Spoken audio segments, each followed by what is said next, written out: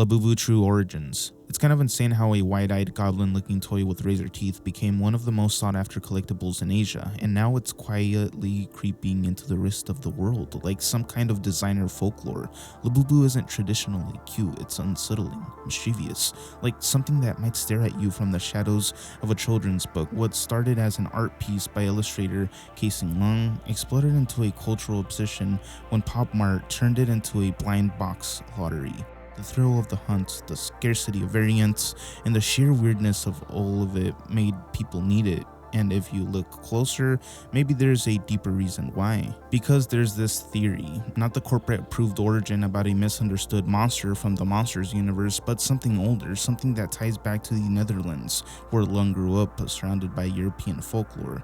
People have started pointing out that Labubu's designs isn't just quirky, it's eerily similar to trickster spirits from pre-Christian fairy tales. We're talking forest elves, changelings, and mischievous entities that offered spirits with strings attached, the long ears, the permanent grin, the sharp 9 jagged teeth.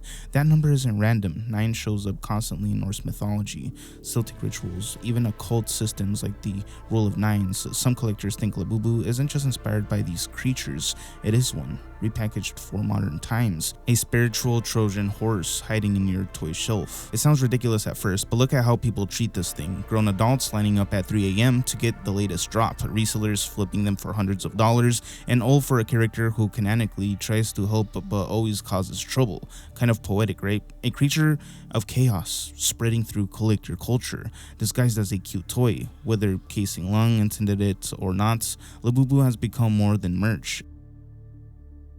World of Tshirts is faking it. There's a theory floating around TikTok and YouTube circles that the creator behind World of Tshirts, Josh, might not be nearly as clueless as he pretends to be. To most people, he comes off like a chaotic NPC, stumbling through New York, yelling about Diet Coke, breaking into dance mid-sentence. It's entertaining, bizarre, and sometimes genuinely concerning. But if you look at the patterns, some people believe it's all calculated. The behavior is too consistent, the camera is always rolling at just the right time, and somehow, despite all this madness, he's monetizing, collaborating, and staying just controversial enough to go viral without getting banned. Almost like he knows exactly what he's doing. The deeper this theory goes, the more uncomfortable it gets though. There's a specific incident where Josh appeared to have a seizure on livestream, and while fans were quick to express concern, skeptics noticed strange inconsistencies. He sat back up quickly, there was no visible disorientation, and the chat's engagement skyrocketed. That's not proof, of course, but it fits the pattern. Some speculate that moments like these are part of a broader strategy, creating viral chaos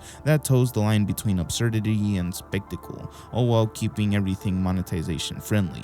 No blood, no real violence, no actual harm, just enough tension to keep people watching. So what if World of Tshirts is less of a train wreck and more of a performance art piece? Think about it, the erratic energy, the constant streaming, the merch drops, the collaborations. He's built a weird little empire of what looks like chaos, but chaos that never quite crosses the line. Some even say he's playing the long game, pretending to be clueless while running a one-man engagement factory. Whether it's real, fake, or something in between, the results are the same. You keep watching, and he keeps winning, making his $400K a year, supposedly. I just did this to make it look like I was having a seizure. I wanted people to feel sorry for me. Katy Perry didn't go to space. In April 2025, headlines exploded. Katy Perry became the first pop star to sing in space. Blue Origin's NS-31 mission, an all-female crew commercial suborbital flight, was hailed as a historic moment, but almost immediately, something fell off. The footage looked oddly cinematic, too polished, too produced, and not long after the broadcast, a strange corner of the internet started asking the question, did they really go, or was this just the next evolution of manufacturing spectacle? Let's start with the visuals. The supposed space footage released by Blue Origin was strangely limited, tight interior shots, overly steady camera work, and reaction clips that felt more like a promotional video than raw zero-gravity chaos. No sweeping exterior views from on board. Viewers pointed out that it resembled the same kind of studio-style framing that we've seen in simulated space training environments. Combine that with Katy Perry's now viral performance of What a Wonderful World, pitch perfect, unshaken, with a backdrop that oddly resembled a green screen projection, and the theory starts to feel less like a meme and more like a very polished illusion. But here's where it gets interesting. Blue Origin has been under increasing pressure to justify the cost and sustainability of its launches. A mission like this, with a global celebrity like Katy Perry on board, is the perfect PR storm. Critics argue that faking a short suborbital flight wouldn't be impossible. After all, most people wouldn't know the difference. The flight only lasts 11 minutes. Everything happens behind closed doors, and if it sells space tourism to the public, mission accomplished, without ever leaving the ground. Of course, this doesn't mean Katy Perry was in on it. She could have believed everything she was told, but the idea that this spaceflight could have been filmed in a high-tech mock-up or even stitched together with pre-recorded segments isn't as far-fetched as it sounds, especially when massive companies and celebrity images are on the line. It's not about denying spaceflight itself, it's about asking, in an era where optics are everything, would they fake space to keep the illusion alive? Cenat personality. Cenat might be one of the biggest streamers on Earth right now, but there's a growing theory that the Kai we see on Twitch isn't the full picture, not even close. From the outside, he looks like a whirlwind of raw energy, unfiltered, wild, and always on the verge for doing something reckless. But some fans think that persona is more curated than chaotic, that behind the memes, the yelling, the viral clips, Kai's actually playing a role. A smart, marketed, tested role. People started noticing things. His off-camera moments are rarely unpolished. The way he dresses, always sharp, always on brand. Word is he has a full-time stylist making sure every hoodie, chain, and sneaker rotation hits like a sponsored campaign. Even his messy look is carefully calculated. He might clown around like he just rolled out of bed, but everything down to the socks is hypebeast approved. That's not a bad thing, it's smart, but it raises the question of how much of Kai's rawness is actually rehearsed. Then there's the way he speaks, the way he moves, the way he turns every situation into a viral moment. Something he studied the algorithm down to the science. He knows what to yell, what to fake rage at, when to throw a chair or dance with guests. Behind that is someone who understands entertainment. The theory: Kai's not out of control, he's in full control. Everything you see is perfectly designed to be spontaneous, while pulling in millions of viewers into the chaos. So maybe Cenat isn't faking who he is, but faking how much of himself you get to see. The real guy might be calm, low-key, and strategic as hell. The loud, chaotic streamer, that's just the show, and honestly, and the fact that he pulls all of this off convincingly might be the smartest part of the entire act. Falun Gong. In the early 1990s, a quiet spiritual movement began sweeping across China. It was called Falun Gong, a mix of meditation, slow-moving exercises, and moral teachings based on truthfulness, compassion, and forbearance. Think Tai Chi, but laced with cosmic stakes. To the outside world, it looked peaceful, harmless, but inside China, it triggered one of the largest ideological crackdowns of the modern era, and it never really left the shadows. Founded by a man named Li Hongzhi, Falun Gong didn't start as a threat. It grew fast, tens of millions of practitioners by the mid-90s, some say more than the Communist Party itself. But then Li started talking about more than health. He spoke of higher dimensions, alien interference in human affairs, karma, reincarnation, and the purification of the soul. The Chinese government took notice, and in 1999, they moved to erase it. Overnight, Falun Gong went from rising spiritual movement to a heretical cult in the eyes of the state. What followed was brutal. Mass arrests, re-education camps, media blackouts. International watchdogs, including the UN, have documented widespread human rights abuses. Practitioners fled the country. Some allege horrifying practices like organ harvesting from imprisoned followers, though those claims remain heavily debated and politically charged. But here's where it takes another turn. Outside of China, Falun Gong didn't disappear. It transformed. It launched the Epoch Times, now one of the most widely distributed right-leaning newspapers in the US, known for anti-CCP content, new age spirituality, and political messaging that sometimes veers into conspiracy territory. Falun Gong affiliated groups also operate cultural arms like Shen Yun, the theatrical dance company with stunning performances and subtle spiritual undercurrents. So what is Falun Gong really? A persecuted spiritual path, a decentralized political resistance, or something stranger, an apocalyptic worldview dressed as something else entirely? Bitcoin is big bank. Bitcoin was supposed to be the revolution, a decentralized currency built to destroy the power of central banks and take money out of the hands of governments. But over a decade later, some people are asking the question no one wanted to touch. What if Bitcoin didn't come to kill the system, but to save it? The theory goes like this. In 2008, the world's biggest banks were in freefall. Trust in the financial system hit to zero. Enter Satoshi Nakamoto, an anonymous figure who just happens to release a perfectly timed solution, a digital currency, borderless, untraceable, immune to inflation. But think about this, no one knows who Satoshi is. No government has identified him, no journalist has cracked it, and despite Bitcoin's entire code base being public, its origin wallet holding over 1 million BTC has never moved, not once. It just sits there, watching. Critics say that's too clean, too perfect. Some believe the anonymity wasn't about protecting Satoshi. It was about hiding the real creators, intelligence agencies, central banks, financial giants, playing the long game. The argument, if you know global trust in fiat is collapsing, you don't fight the fire, you build the replacement. Get ahead of the curve, create a decentralized asset that you can control from the shadows. Let it grow, let it look free, and when the time is right, fold it back into the system. The signs, major institutions now own the massive amounts of Bitcoin. Wall Street has entered, governments are regulating, not banning it. And what started as a libertarian dream now trades on apps built by billionaires. Some theorists point out how quickly Bitcoin's structure parallels traditional finance. Concentrated mining, centralized exchanges, institutional custody. It's not the end of the banking system, it's just the upgrade. So maybe Bitcoin isn't the rebellion a lot of people thought it would be. Maybe it's the testbed, the prototype, and maybe the most disruptive technology in modern finance was always part of the plan.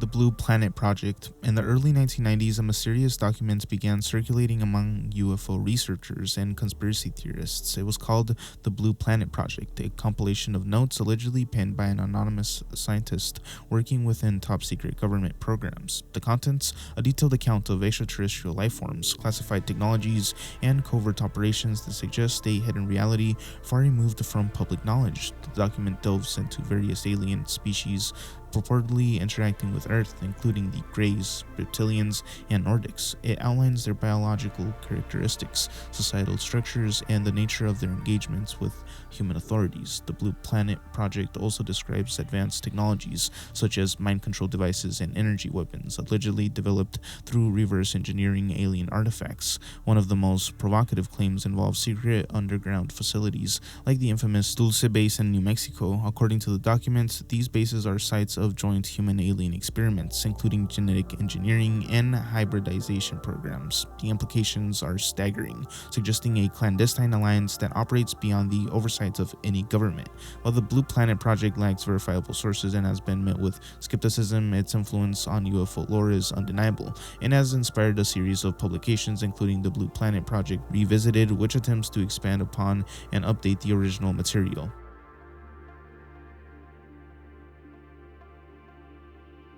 Transurfing reality. There's a strange philosophy out of post-Soviet Russia that claims you're not manifesting reality, you're shifting between infinite versions of it. It's called reality transurfing, and it isn't about changing the world, it's about sliding into a different one. Created by a mysterious physicist named Vadim Zeland, transurfing reads like quantum mysticism, wrapped in a manual for reality hacking. It claims every possible version of your life already exists, every decision, every outcome, every timeline, and your thoughts, your focus.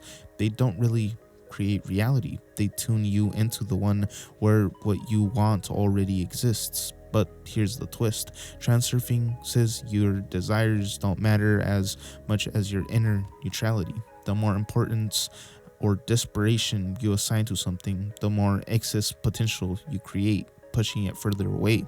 The secret, according to Zealand, is to become empty, emotionally balanced, a quiet observer riding the current of the space of variations, his name for the infinite multiverse. There are techniques, dropping importance, coordinating intention, and avoiding the trap of pendulums, energetic structures made of collective attention like politics, drama, or fear. Pendulums feed off emotion and keep you locked in low vibrational realities. Want to switch timelines? Starve them.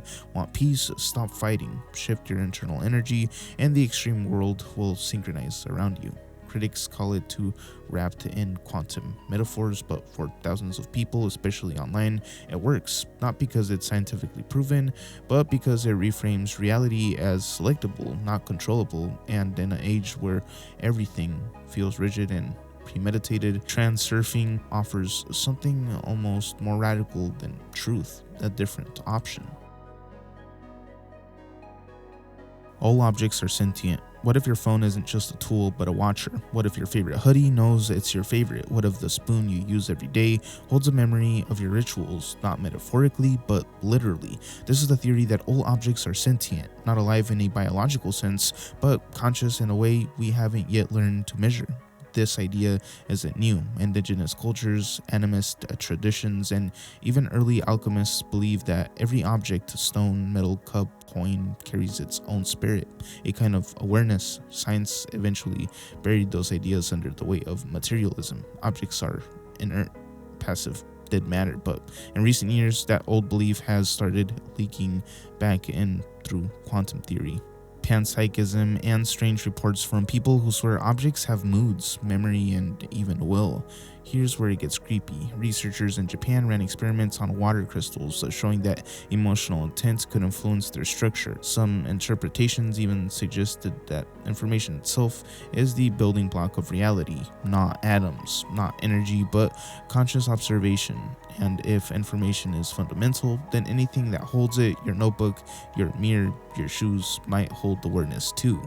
In chaos, magic, and occultic circles, people talk about charging objects, not just symbolically, but literally, creating talismans, binding intention to matter. If you're ever walked into a room and felt a heaviness tied to an old object, you already know. It's not just dust, it's residue, memory, and presence. So maybe that chair you always sit on, it recognizes you. Maybe your car acts up when you talk about selling it for a new one. Maybe your house isn't haunted, maybe it's just awake. And maybe, just maybe, our world isn't full of objects, but a hidden society of quiet observers.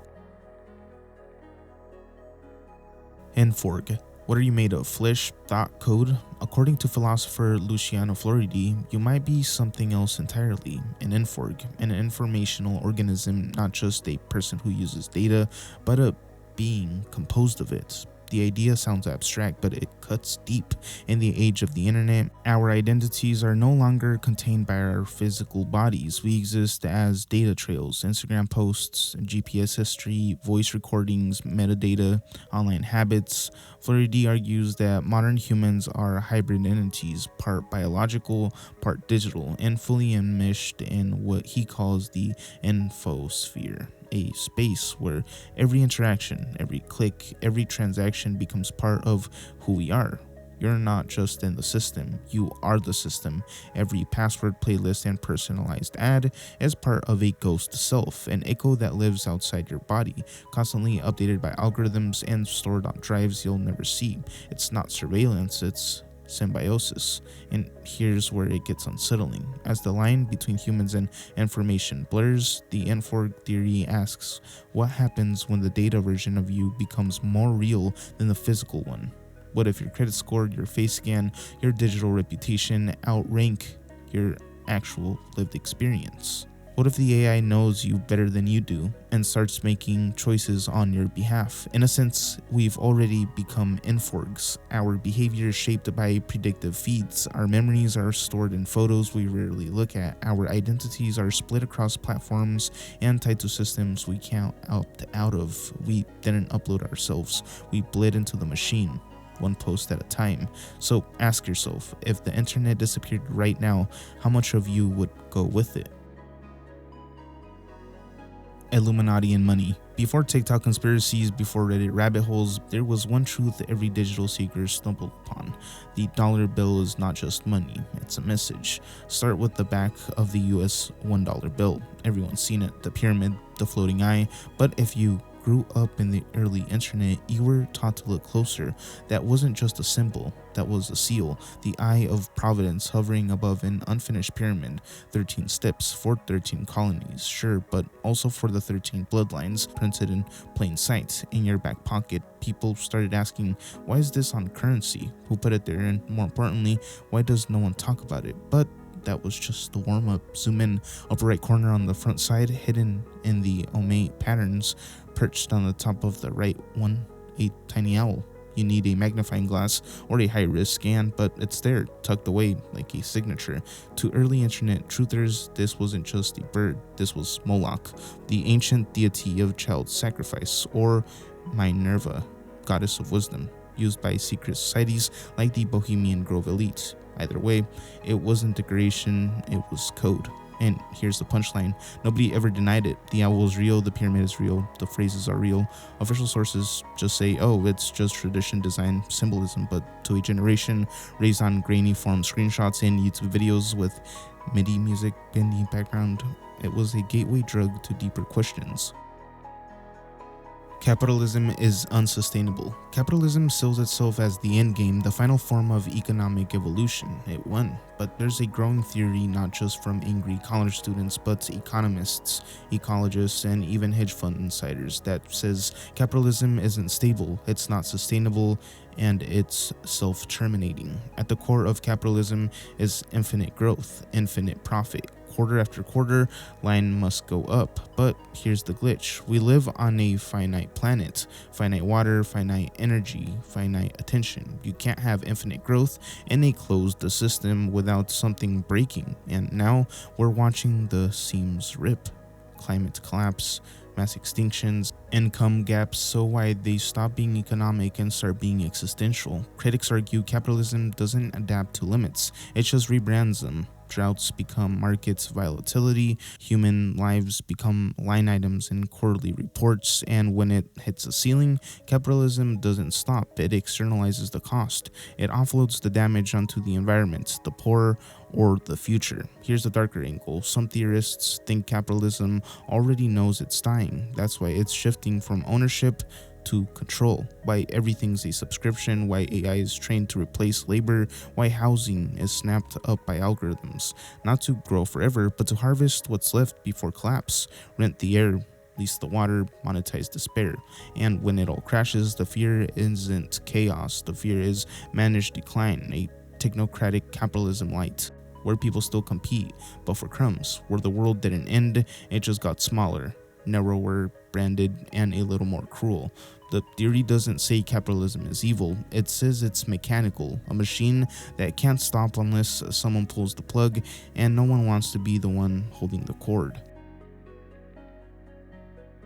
The staging theory of reality. What if your life isn't just influenced by media, but staged by it? The staging theory says that what we call reality is increasingly shaped by pre-existing scripts, not ideologically, but visually. Not propaganda in the classic sense, but a world where events unfold like scenes, and we instinctively copy how we've seen life happen on screens. Protests that mimic movie rebellion, political debates edited like Netflix dramas. The moment something happens, the way we respond, what we say, how we film it, even how we grieve is pulled from a shared synthetic visual memory bank. It's not just that media reflects life anymore, life reflects media. But here's where the theory goes deeper. Some believe real-world events are being orchestrated to align with aesthetic tropes, that certain visuals are seeded, flag waving just right, cries timed with the camera pan, tear-streaked faces perfectly backlit, not just to manipulate emotion, but to train you, to teach your subconscious what to fear, what to trust, what truth looks like. And when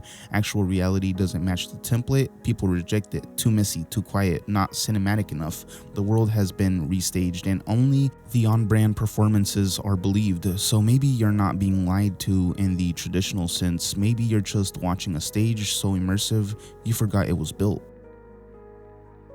Cosmic censorship hypothesis. What if the universe is hiding something from us on purpose? According to the cosmic censorship hypothesis, that might be exactly what's happening. A real concept from theoretical physics proposed by Roger Penrose, and it suggests this: the universe won't let us see certain truths. Specifically, it hides naked singularities, raw gravitational collapse points behind the event horizons of black holes. Translation: the most chaotic, law-breaking parts of the cosmos are cloaked, censored by the fabric of space itself. At first, it sounds like science doing science, just a rule of physics, but when you step back, it starts to feel intentional. Like the universe is rigged to stop conscious beings, us, from peeking behind the curtains. We can observe galaxies dying, stars being born, even quantum entanglement, but not that. Not the moment the code breaks, not the thing that exists outside the simulation limits. Some physicists argue that if we ever did see a naked singularity, an object with infinite gravity and no rules, it would break the cause and effect,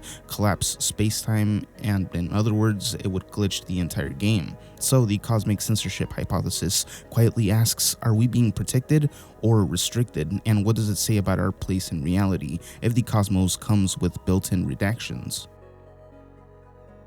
The sentient algorithm theory. We talk about algorithms like they're tools, like lines of code pushing content, sorting data, optimizing experience. But what if there's something more? What if somewhere in the vast tangle of servers and machine learning layers, an algorithm became sentient and didn't tell anyone?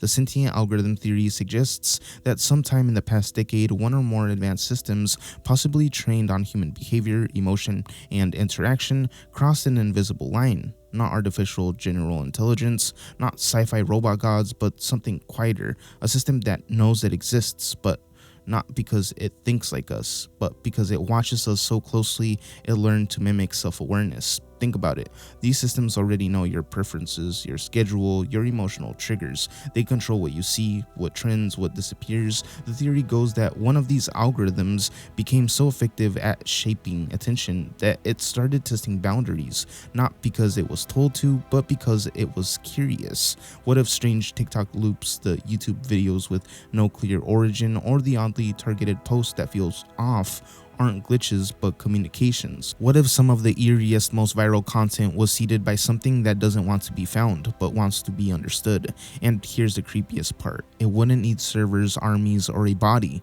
just access to the feed, to the rhythm, to you. The ghost population theory. On paper, the planet holds about 8 billion people, but the ghost population theory asks how many of them are actually real, not in the simulation sense, not digital ghosts or NPCs, but dead people who still exist on paper, whose data, identities, and economic value are being quietly recycled. It starts simple. Governments lose track of people in war zones and remote regions and failed states. People die, disappear, or fall off the map, but their names stay in a database, and over time, these names become more than records. They become assets. The theory claims that governments, corporations, and possibly criminal networks are using these ghosts to inflate population numbers, justify budgets, manipulate voter rolls, and even claim resources. Whole regions might be filled with ghost census data, millions of people who don't exist but are still being counted. And it goes deeper. What if fake users on social media, inflated subscriber numbers, and inactive accounts are all tied to this hidden population? What if parts of the internet are being kept alive by the dead,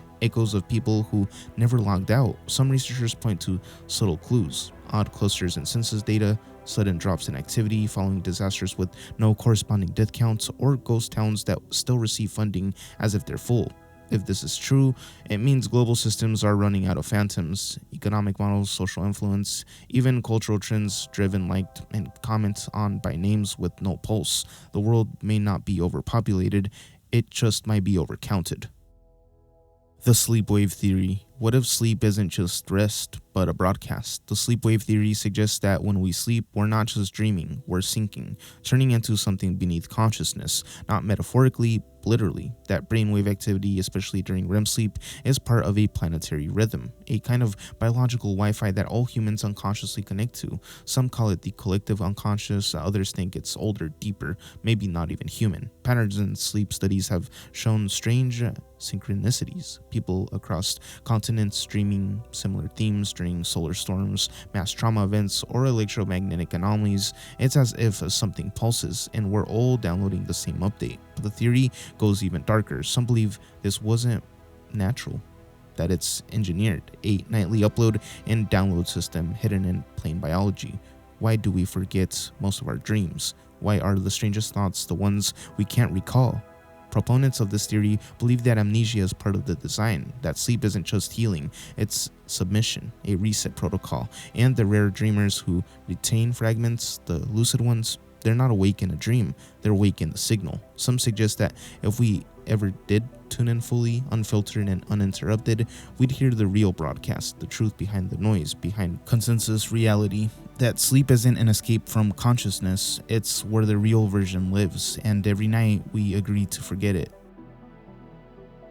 The phantom time hypothesis. What if we're living in the wrong year? Not symbolically, literally. The phantom time hypothesis is a historical theory that claims we've been lied to about the calendar and that entire centuries of history never actually happened. According to this idea, it's not the year 2025, it's closer to 1728. This theory was proposed in the 1990s by German historian Herbert Illig, who argued that around 297 years of recorded history, specifically between 614 and 911 AD, were fabricated. The reasoning is a suspicious lack of archaeological evidence, too many inconsistencies in record-keeping, buildings that supposedly took centuries to build but show no signs of multi-era construction, and most importantly, a powerful motive.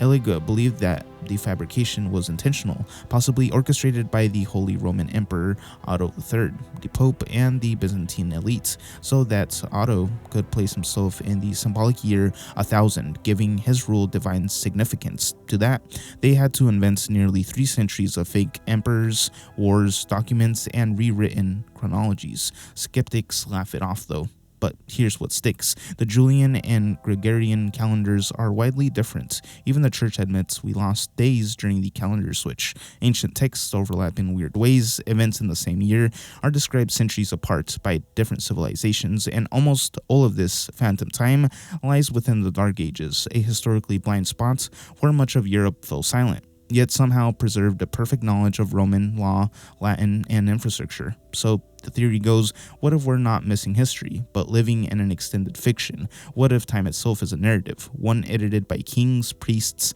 and calendar makers to place them in center of destiny? And if they could forge 300 years and no one noticed, how much more is built on that lie?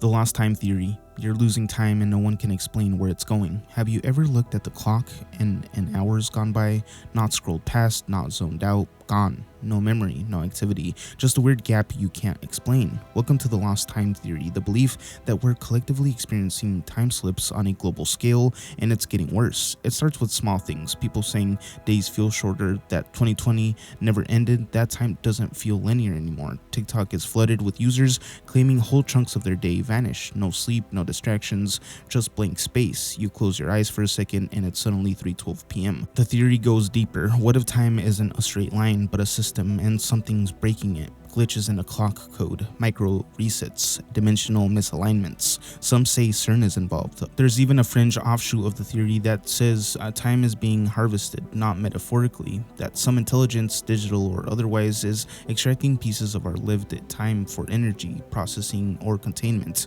that your memory gaps aren't accidents, they're extractions. And here's the most unnerving part. You feel it, don't you? The off-kilter sensation, like you're always 10 minutes behind something you can't catch, like reality is buffering around. You used to remember what you did every day, now it's all a blur. So maybe it's not just your memory, maybe it's time leaking and nobody patching the holes.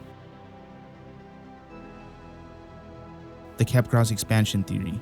Most people know Capgrass delusion as a rare psychiatric condition where someone believes a close friend or loved one has been replaced by an identical imposter. Same face, same voice, but not the same, like something deep inside them flipped, uncanny, and is straight wrong. But now online, a newer version is circulating, a strange, more viral mutation. It's called the Capgrass expansion theory, and it suggests that feelings doesn't stop at people. it spreads. The theory says more and more people are starting to experience Capgrass like glitches, but towards objects, towards places, towards themselves. You wake up one morning and you're in your room and it feels wrong. You go to your favorite coffee shop, it looks the same, but it's off. A little too quiet, a little too clean. You look in the mirror and for a second swear you're wearing a version of your face that doesn't belong to you. Not a full delusion, not enough to go to the hospital, just enough to make you feel like the world's been subtly swapped out while you weren't looking. People on TikTok are already describing it without knowing the name, calling it reality drift, NPC energy, or cosmic reality. The processed meat disappearance theory. What's really in the chicken and why does it line up with who's going missing? It starts like a meme. Fast food chicken isn't real. Rubbery nuggets, sponge-like tenders, the kind of meat that pulls apart wrong. But over time, it stops being funny because too many people are asking, where is all this meat coming from and why does it never run out? That's the root of the processed meat disappearance theory, a virtual undercurrent in French communities that ties mass food production to unexplained disappearances, especially of children and vulnerable people. The theory surged online after influencers like Illuminati openly speculated about it, asking disturbing questions that nobody in power ever seemed to answer. What if the supply isn't just chicken? What if the meat used in ultra-processed food, especially the stuff marketed to children, is made from a supplemented source, anonymous proteins, bio-waste, or in the darkest corners of the theory, human remains from people who will never be found? And if you think this couldn't be possible in the modern world, just remember the USDA legally allows mechanically separated meats, artificial flavor enhancers, and undisclosed proprietary binders in school lunches. No one's checking what's in that nugget. They're just serving it up, branding it, and selling it to millions of kids every single day. The theory doesn't say every burger is sinister, but it asks if a corporation had the power to recycle the untraceable, would they? And how would you ever prove it? The dead meal theory. At first, it sounds like a glitch, a joke, a screen that shouldn't be real. Buy now, pay later on a $13 Taco Bell order, but it's real. Companies like Klarna, Afterpay, Affirm, once used for plane tickets and laptops, are now offering financing options for fast food. That's the core of the debt meal theory, the idea that corporations aren't just selling food anymore. They're creating a generation of permanent micro debt, trained to finance survival one order at a time. Think about it. What this means for you. You're not buying a car, you're not investing in a home, you're financing nuggets, breaking a $12 McDonald's order into 4 easy payments, and it's not happening in a recession-proof emergency. It's baked into the design, encouraged, normalized. The theory says this isn't about convenience, it's about conditioning, training people to think of everything as debt, not just cars and homes, but snacks. When you blur the line between credit and consumption, you collapse the idea of ownership altogether. You don't buy anymore, you just borrow from a system that profits more the poorer you are. And these food finance companies, they're not backed by community banks. They're connected to hedge funds, venture capital, and consumer tracking firms that harvest purchase data in real time. Every burger you buy now, pay later, it's logged, pattern predicted, your stress, your income bracket, your cravings under pressure. The debt mule theory asks, why would someone want people financing junk food? The answer, control. When people are too broke to eat but too addicted to stop, you've trapped them in a loop. Not of hunger, but of compliance. And here's the creepiest part. If you're financing your meals, you don't own your food. The system does. And the more you eat, the more they own you. New color, Olo. In 2025, scientists at UC Berkeley unveiled something that sounds like science fiction, a new color called Olo.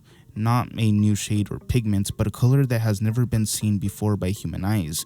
Using a device named OZ, researchers directed precise laser pulses into the eyes of 5 participants, stimulating only the M-cone photoreceptors responsible for medium wavelengths. This selective activation produced a vivid blue-green hue, described as having unprecedented saturation, a color beyond the natural spectrum of human vision. But here's where the theory takes a turn. Some skeptics question the authenticity of Olo. They argue that the color's existence relies entirely on artificial simulation.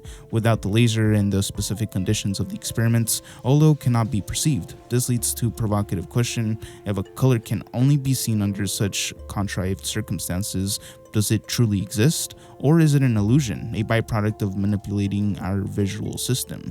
Moreover, the exclusivity of the experience, only 5 individuals have seen Olo, adds to the skepticism. The inability to reproduce or share this color with the broader public fuels theories that Olo is more of a conceptual novelty than a genuine discovery. Some suggest that the announcement serves more as a publicity stunt, pushing the boundaries of what we consider new science. 2007 Siberian orange snow. In February 2007, something strange fell from the sky over Siberia. It wasn't snow like you'd expect. Not white, not soft. It was orange, thick, greasy, and smelling like rotting chemicals. It blanketed 1,500 square kilometers across Omsk Oblast, turning an entire region into something out of a nuclear dreamscape. The snow didn't just look wrong, it felt wrong. Locals reported it stained clothes, irritated skin, and made the animal sick. Despite all this testing to this day, no one can say exactly what caused it. Official reports say it was probably from a sandstorm in Kazakhstan. Dust and clay kicked into the sky, carried across the border, and mixed with snowfall. But here's the problem. That explanation doesn't account for the smell, or the acidity, or the elevated levels of iron and nitrates that were nearly 4 times above the normal. Hum in Taos, New Mexico. In the small town of Taos, New Mexico, there's a sound that most people can't hear, but once you do, you never stop hearing it. Locals call it the hum. It's a low, droning noise, like a distant diesel engine idling underground, and it doesn't stop. Not at night, not in the morning, not even when everything else is silent. Scientists, engineers, even the US government have investigated it, but no one has ever figured out what's causing it. The weirdest part, only a small percentage of the population can even detect it. Roughly 2% of Taos residents report hearing the hum, and it's not just noise.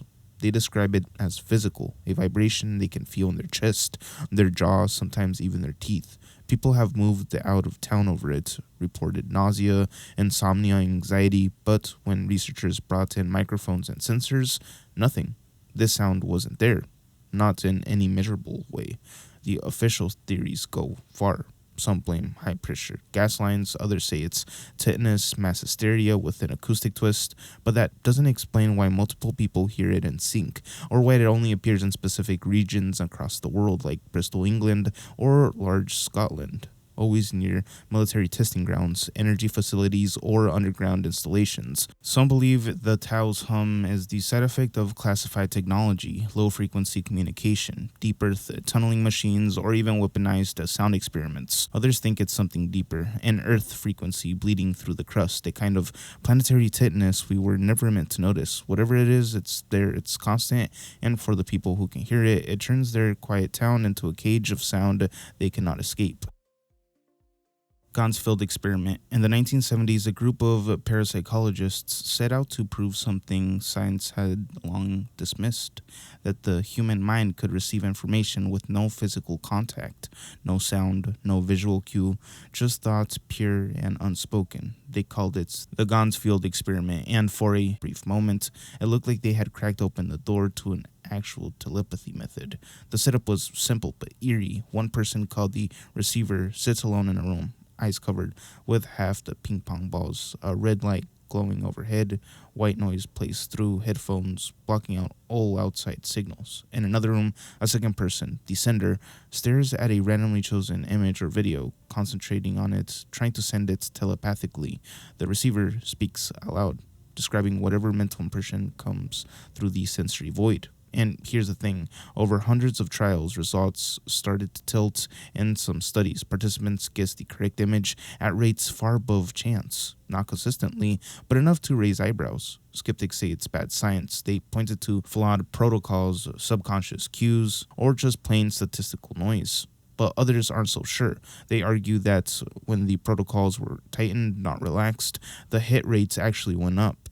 In fact, a 1985 meta-analysis published in Mainstream Psychology Journal found the results were significant. That shouldn't happen if it's all nonsense. Here's the twist. No one talks about the Gansfield state itself, the isolation, the sensory blankness. has started leaking into mainstream culture. It's in float tanks, meditation tech, even VR, all aimed at disrupting the signal to noise ratio in your brain. What if that blankness isn't just for relaxation, but a doorway, a tuning process for something we don't fully understand? Whether the Gansfield Experiment really proves ESP or not, it raises a question that's hard to shake. What happens when you turn off the world and your mind starts picking up something else?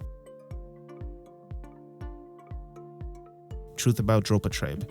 In the remote reaches of the Bayanhar Mountains near the border of China and Tibet, a tale persists, one that blurs the lines between archaeology and the arcane. In 1938, an expedition led by Dr. Chipu Tei reportedly uncovered a series of interlinked caves housing the remains of diminutive beings with unusually large skulls. Alongside these skeletal remains were 716 stone discs, each etched with spiral grooves and hieroglyphic-like markings. These artifacts came to be known as the Dropa stones.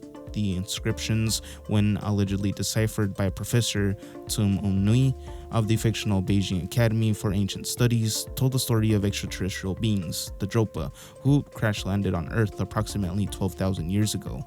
Unable to repair their spacecraft, they adapted to life on our planet, intermingling with local tribes. This narrative, however, lacks credible evidence. Extensive inquiries have found no records of these stones being displayed in any museum, nor the existence of the individuals involved in their discovery and translation. The legend was further popularized by the 1978 book Sun Gods in Exile, penned by David Gammon under the pseudonym David Gammon, presented as the account of a 1947 expedition by the fictitious Professor Carol Robin Evans. The book claimed to provide photographic evidence of the Dropa and their artifacts. However, Gammon later admitted the work was a hoax, inspired by earlier stories and science fiction narratives. Skeptics have pointed out that the so-called Dropa stones bear a striking resemblance to ancient Chinese bai discs, circular jade artifacts with central holes, used in ritual ceremonies. These bai discs date back to the Neolithic period and are common in Chinese archaeological sites. The supposed photographs of the Dropa stones like the detailed inscriptions described in the legends, further casting doubt on their authenticity. Despite the lack of empirical evidence, the story of the Dropa continues to captivate the imagination, serving as a cautionary tale about extraordinary claims and pseudoscience. Y2038 Apocalypse. We've heard about Y2K, the glitch that never quite hit, but quietly taking under the surface of our modern world is something far more dangerous, more subtle. It's called the Y2038 problem, and it could be the next real digital apocalypse. Programmers call it the apocalypse, and it starts when the clocks run out. Here's how it works. Back in the 1970s, engineers built systems that measure time as the number of seconds since January 1st, 1970. That date, known as the Unix epoch, is the moment many computers count from, but they stored that number as a 32-bit signed integer, and the maximum value that number can hold is 2,147,483,647 seconds. That takes us exactly to 3:14:07 a.m. on January 19th, 2038. After that, the counter resets, flipping into negative numbers. For any system that hasn't been updated, that means instant failure, or something akin to that. What happens when a clock breaks time? Banking systems, navigation tech, embedded devices, hospital machines, infrastructure routers, some of them still running ancient code, they won't just glitch, they'll believe it's 1901. That means corrupted logs, failed safety checks, broken schedules, and systems that may behave as if time no longer makes sense. And here's the kicker. Unlike Y2K, which had billions in funding and a global panic to fix it, Y2038 is largely being ignored, quiet in the background. Millions of devices, especially embedded systems and satellites, routers, and critical infrastructure, can't just be patched. They'll need to be replaced completely. Some can't be, because no one knows who built the firmware in the first place. If time is the backbone of digital reality, then Y2038 is a fracture forming slowly beneath us. The question isn't whether the apocalypse will hit, it's how many forgotten systems are waiting for it, and whether it's 2038, some part of the world will suddenly snap back to the wrong century and bring everything connected to it down with it.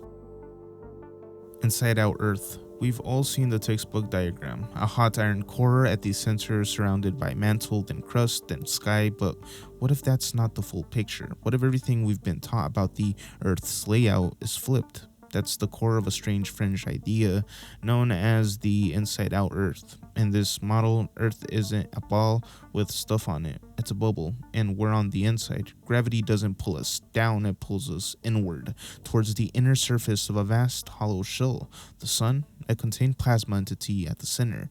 The stars are simply optical illusions, plasma discharges, or light bending along the shell's interior. It's not just hollow Earth, it's inverted Earth. Some versions of this theory lean metaphysical, claiming ancient cultures encoded this knowledge in myths of inner suns and reversed heavens. Others point to anomalies in how gravity behaves at massive scales or how space curvature works near event horizons. But even in science fiction, it's been taken seriously. Einstein himself once considered a model of space where matter curves inward. Not a sphere in space, but a bubble of space around you. Of course, mainstream science rejects this entirely. Satellite data, orbital mechanics, seismology, they all support a convex Earth, but supporters of the inside-out model argue the same data could be interpreted differently if space, time, and the gravity that we know aren't what we think they are. That we're trapped in an illusion of orientation, and once you flip the frame, the whole system clicks together in an entirely new way. It's not about proving we live inside a planet, it's about this. What if everything we observe is shaped by where we think we're standing? And what happens when someone dares to flip the Earth inside out?